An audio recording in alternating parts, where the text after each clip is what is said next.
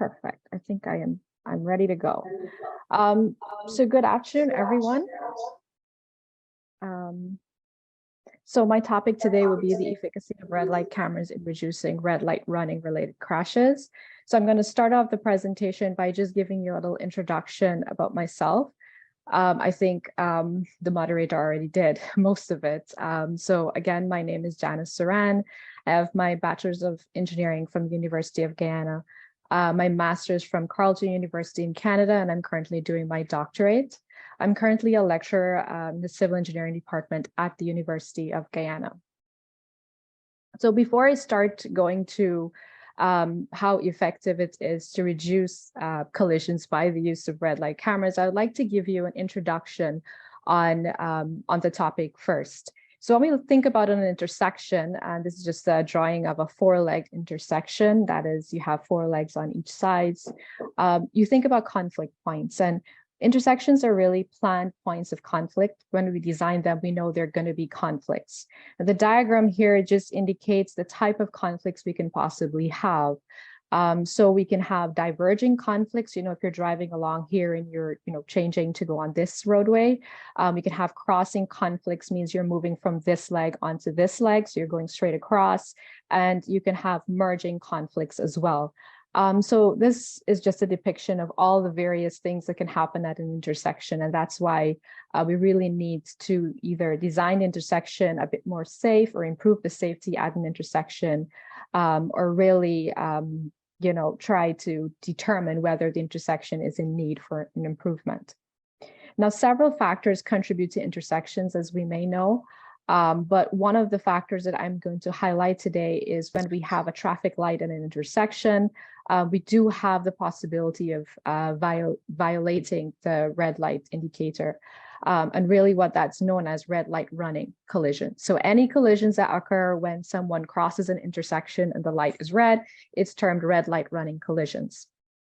Or you'll see in my presentation, I have it abbreviated as RLR. And obviously these type of collisions, they can be very severe, so they can be fatal, they can have a lot of injuries involved, and then the economic loss is associated with those collisions as well. Obviously the time spent repairing any infrastructure that was damaged, and the time spent with individuals or the victims. The driving behavior is the most important factor that influence red light running violations. And when I say driver behavior, I mean speeding and aggressive driving. We all know when the light changes from green to orange, we kind of speed up during the orange phase. That's because we really want to clear the intersection before the light turns red, because we don't want to wait, right? And I think speeding is the most important factor there. And then obviously not being attentive, using your cell phones or on your cell phone, not looking at the light can also lead to possible red light running. And eventually may lead to a collision. So other factors also contribute to it. Intersection design plays a major role. Those points of conflict, obviously, they're reduced if we have a three-legged intersection versus a four-leg intersection. But I mean, it really depends on how we're going to design intersections overall. If we have the space to design a separate area that allows vehicles to turn right, or a separate phase that allows vehicles to turn left without any other movement at the intersection, we can also avoid that. Vehicle characteristics, we think about trucks. When a truck is speeding along a roadway, it takes a while to slow down if he's going to try to speed through the orange light. Sometimes to apply that brake just before the light turns red, it's not possible to stop. So when we talk about vehicle characteristics, we have to talk about our heavy vehicles. And when I say heavy, I mean those trucks.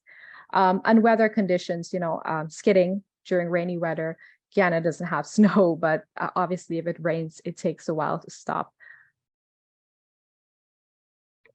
So the collisions that can occur at intersection, I do have some of them depicted here. They're right angle, rear end, and left turn collisions. I think right angle collisions using the literature is proven to be the most fatal of them, just because of the type of impact that can occur during crossing that intersection. And really what red light running collisions oftentimes result in is right angle collisions. And those collisions are fatal, right? So it's more than just a simple injury. Sometimes it's death, right? And we all know of that incident that occurred in Guyana a few days ago, or weeks ago rather, where someone actually was injured. And according to the article, the light was actually red. So someone died because the light was red, and red light running may have been involved. So the main purpose of red light cameras is really to reduce those red light running incidents. And literature suggests that they do have some sort of effectiveness in doing that, but they also can lead to other possible types of collisions occurring at the intersection. And when I say other possible types of collisions, I really just mean one. So we'll see them increasing the rear end and reducing the right angle. But again, we really want to reduce those fatalities. So according to a study in Florida that studied various types of intersections, they applied a treatment of the red light camera, and they found that it actually reduced the collisions. But most importantly, before they did that, they realized that the right angle collisions or crashes at the intersections were about 45% of the total collisions. Before I go into past literature and even the study that I conducted, I just want to let you know on how do we plan for red light cameras in the event that we would like to undertake this task. It involves site selection, trying to determine what intersections or what are the intersections we want to consider to apply the treatment. And this oftentimes involves doing various analysis, and I'll go through some of the approaches in a moment. Of course, we need to warn the individuals that we're going to install a red light camera there. So you have a warning sign here and the red light camera here. The warning is just to let them know or let the public know that this intersection is controlled by this type of treatment. So it's in a way, it can deter them from actually performing the action of violating the red light. Choosing the right system and technologies, and as well as operation and maintenance, I think they go hand in hand. So if there are various technologies out there for red light cameras. Some of them are more expensive than others, but if we choose the right technology, it can be economical at the end. So when it comes to that site selection portion, there are various techniques we can use to identify the site. There are 3 of them that I have here. It's naive before and after study, comparison group, and empirical Bayes approach. What I want to do before I go into each one of these approaches is to just give you a very brief description of what they are. So the naive before and after is really assessing the intersection before you employ the red light camera versus after you do it, and really just comparing the 2 outcomes. The comparison group is without deploying it overall. So we're really comparing the site that we want to put the red light camera to sites that we already have the camera. And the empirical Bayes approach is using that data that we have as well. It's not comparing, but it's more of incorporating the data that we get after and before we employ the red light camera or deploy the red light camera. So let's look at literature and let's see if it's something that we want to undergo.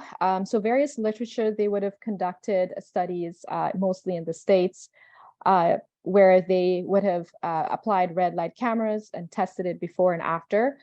So before, this is the percent in collisions that they had. And after they would have deployed it, we can see that they were overall, in all collisions, there was a decrease. So 44% all the way up to 94%.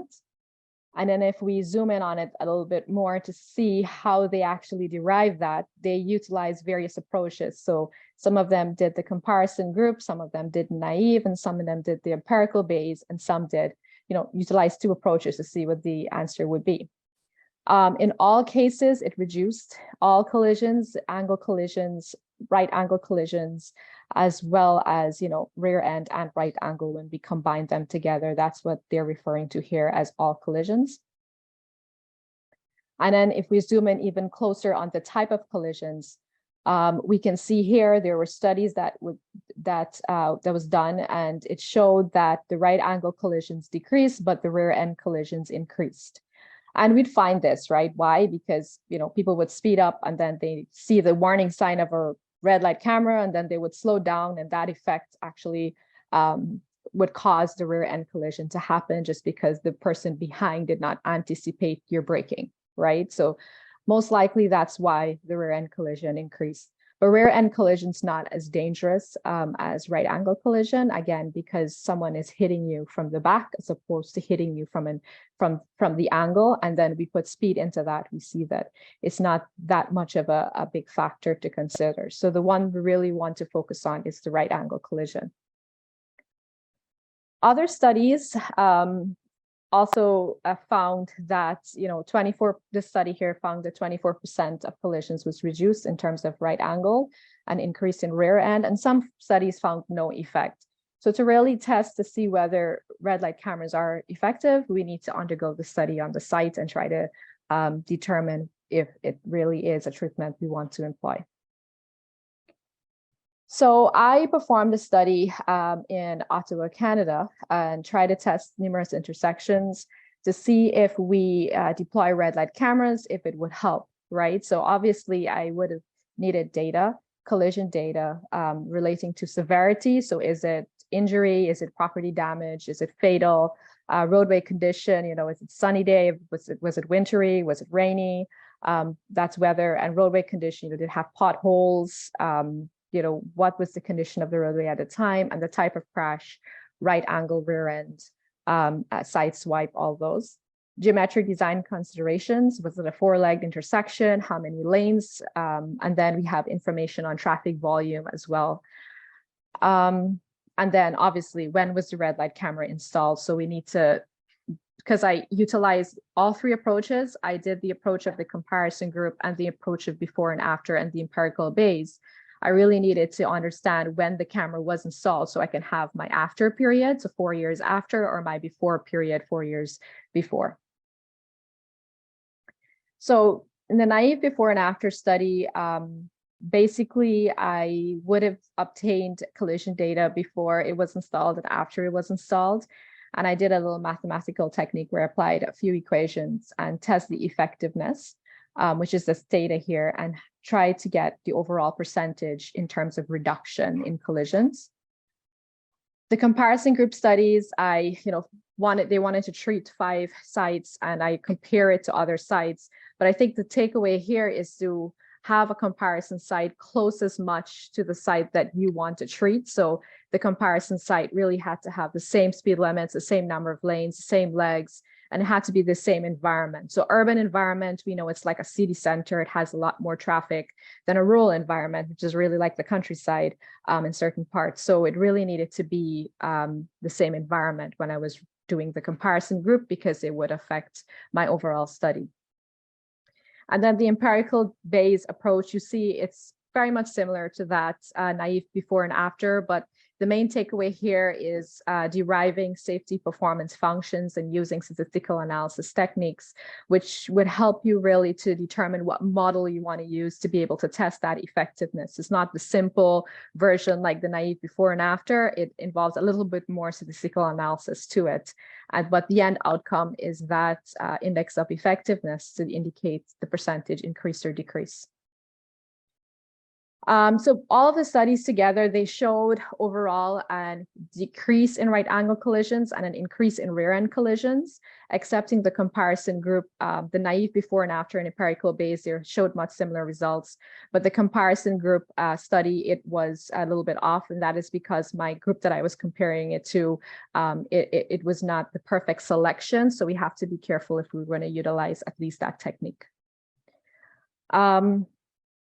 They were the same results obtained from literature: a decrease in right angle, increase in rear ends. So my recommendation for anyone who is going to deploy this type of technique at an intersection is site selection. And also you need to have enough collision data in order to perform this analysis to determine if it's the right approach. Obviously, any intersection, we want to improve its safety. And to do that, we can employ many different engineering tools and techniques, but obviously, we really need to think about the economics involved in this and whether it's the right site for this. And we need to understand how effective it would be, because we don't want to imply or deploy something at an intersection that's not that effective. So I think that brings me to the end of my presentation. I hope it was very informative. And if you have any questions, I'm here.